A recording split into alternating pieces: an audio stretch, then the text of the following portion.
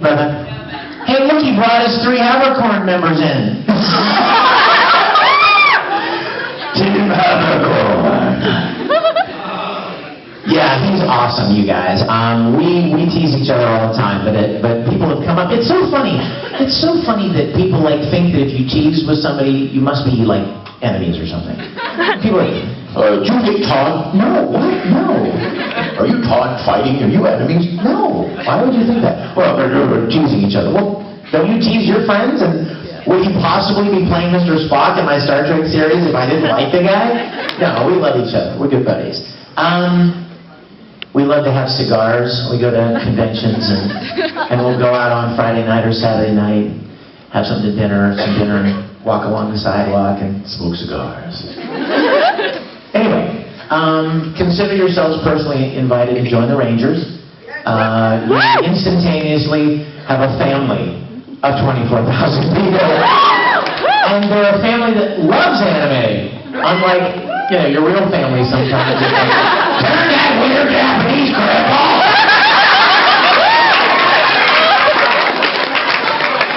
You stupid anime! Clearly they haven't watched or in high school yet. I'm parents have. Right? Parents in the room, watch or in high school. Make your kids watch stuff you like. You watch stuff with them, right? Yay, honey senpai. Okay, I tell you what. So, please be nice to me. No, please don't ask me to do like any loud yelling short rants or kakarats or any. Let's just talk about fun stuff. There's plenty of fun stuff to talk about. Am I right? Without screaming stuff. Oh, Link, where's my house? Give it away. You sure you can catch?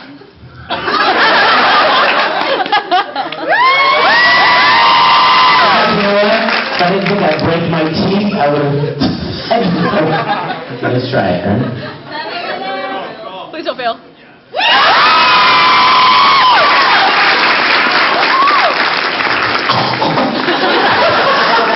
You jumped at this right in front of us. Are you shooting video? Did you get it? Yeah, I got it. So nobody wants to do the Highland or anything. Are you shooting on the road right now? This guy's like, this is great. I hope he dies. I'll make hundreds. Okay. Yes. I have a present for you for your birthday. Well, you don't have to do that. Come over here. Come over here. I've got a present for you. Show me. Oh, did you really? Thank you. And this one too. I'm not short. I'm fun sized.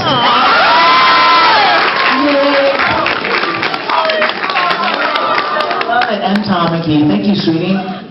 You guys, some of my favorite things are the artwork that you guys done. There's a faction, there's a wing of the Reasonable Rangers called the Deviant Art Rangers. Are there Deviant Art Rangers in here? OMG, you guys. Last week, I got an envelope, a big, thick envelope in the mail, and it was from Mandy, who runs the Rangers. She's our head poobah, our big boss of the Rangers. And it was just a big, thick envelope, and I didn't even know what was in it. I was busy, and I sat it down, went on to other things, and then I sat down like 3 or 4 days after I got it, and I'm like, oh my gosh, I didn't even look to see what Mandy sent me. And I opened it up, and it was probably 60 or 70 original artwork birthday cards. I mean, some of the neatest, most beautiful things. I sat in my room, literally, and I was just like, almost in tears, thinking, you know what I was imagining in my mind? I was imagining these kids sitting in their room somewhere, some little bedroom, by themselves, quietly, in Australia, or Chicago, or New Zealand, or London, and drawing this beautiful picture, and writing a note, and then sending it off to somebody, and then they all got compiled and sent to me. There is no amount of money that you could put on that. That means the world to me, and I love that. So thank you for the artwork, sweetheart. I love it. Yes. Out of both endings, the Brotherhood fighting its father and the Conqueror of Shambhala series, which ending do you think is the best? Oh, wow. That's a hard one. Well, you know what? The ending to the first series was not much of an ending at all. You know what I mean? It kind of left a lot of things hanging, you know, with Ed heading off on the train or whatever he was doing. Isn't it interesting that he was heading off on the train again in Brotherhood, but under a whole different set of circumstances, if you know what I mean? I have to tell you the truth. When we got to the last episode, when we were getting ready to record the final episode of Full Metal, and I was in the booth, I'm in this box, recording booth. I had no idea how Brotherhood ended. No clue. Had never seen anything, read anything, I knew nothing, all right? Now remember that I'd been through the whole first series, Conqueror of Shambhala, OVAs, video games, right? Then the whole Brotherhood series. So I really felt a close connection with Ed and all of the characters. So when we got to the final scene in Brotherhood, I turned the page, and the first thing I saw on the page were the characters that were speaking. And it was Ed Winry, Ed Winry, Ed, and I'm like, and I started to get kind of choked up, and I looked through the glass at the director in the control room, and I said, "Is this what I think it is?" And he went, and they put the scene on the video, and I watched the scene for the first time and listened to it in Japanese and kind of followed along with the script, right? And I was like bawling. Because, like I said, you played this character for so long, and you've seen this relationship between Ed and Winry for so many years, and finally, there's, you know what I mean, there's some closure to it. For those of you that haven't seen it, Ed confesses to Winry that he's gay.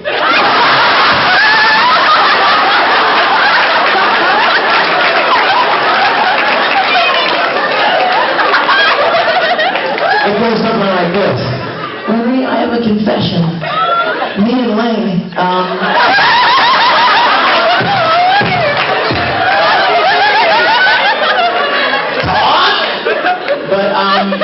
no, it's, I don't want to give it away, but I kind of did.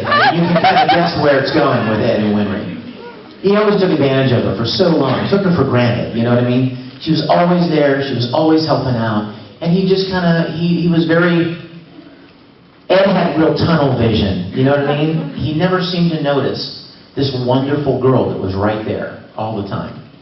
And the whole time, I mean, when people would ask me about Winry 5 years ago from the first series, I would say, what's wrong with Ed? When is he going to wake up, you know what I mean, and make his move? Because she's awesome. And I always thought he was kind of a dope that he didn't make any move on Winry.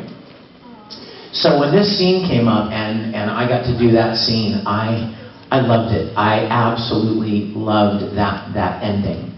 And then the very, very end, when Ed's on the train and he does that final little monologue, I knew that it was in all likelihood the last time I would ever do Full Metal Alchemist. No!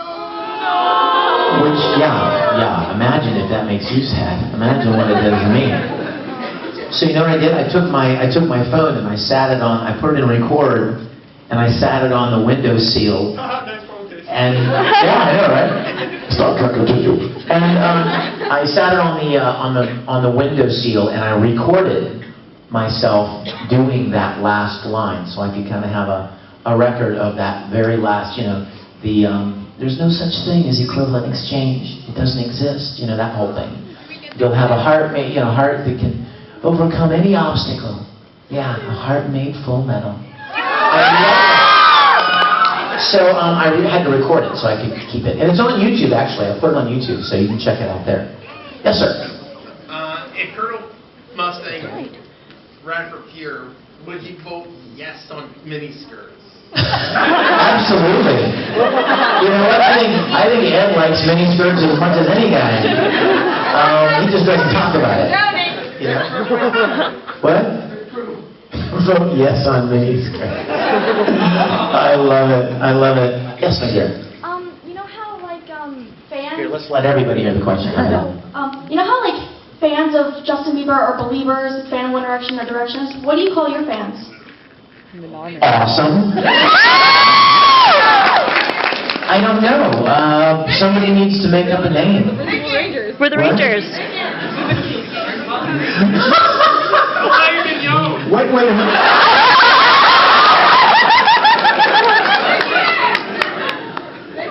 Oh, that's funny. Isn't there like a religious group called Wiccans? Yes. Give me the Wiccans. That's funny. You know what? I don't know. I've never. Can I tell you the funniest Justin Bieber story? Yes. Okay, have you seen this online? Anybody? Okay, good. I don't have to know. tell you this story because this is so weird and random. First of all, let me start this story by telling you, I think he's a very talented kid. He may be a jerk. He didn't used to be. He was a cute little talented kid. But then suddenly he gets all this superstardom and he loses his brains and he starts acting like an idiot. And that's too bad. Because kids his age shouldn't have that kind of stardom and power. They don't know what to do with it. And so that's why you see all of this stuff online in news about how he behaves so badly and treats people so poorly. But when I always thought, I've seen some videos of him when he was like 10 years old, playing the guitar and singing. I'm like, dang, this kid's really talented. I'm a musician. I'm a composer. I play the piano and write and sing, have for years. I recognize a talented kid, and he was. So one day, I get a fan letter from somebody, and they say,